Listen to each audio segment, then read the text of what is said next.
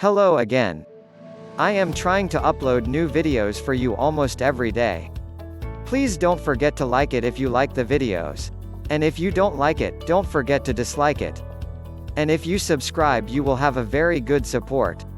Ask a question you are curious about the email address in the explanation section, and let us publish the answer as a video for you. Okay, why is 70 to 75% alcohol a better antiseptic than that of a higher concentration? Most cells have something called aquaporins, which are highly specialized transmembrane proteins that act as special toll road lanes for water to easily get into and out of the cell. These are extremely important, because a cell regulates its water content by ion pumps, and lets the water freely flow via diffusion in response.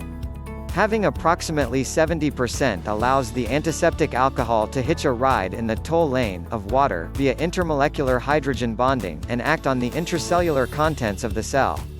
Membrane structure and function is way too techy for this question. It's about the water giving the alcohol added stability in solution, making it a more effective sterilant.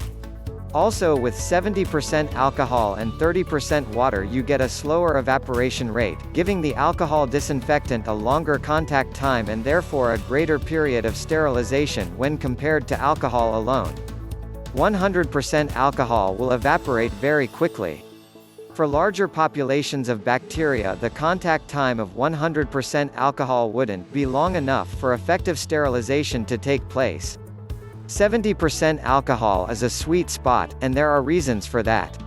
Thank you for watching. We make interesting, fun, sometimes weird videos on the persFACTive channel. Our goal is to provide you with catchy, interesting, funny, bizarre videos as often as possible.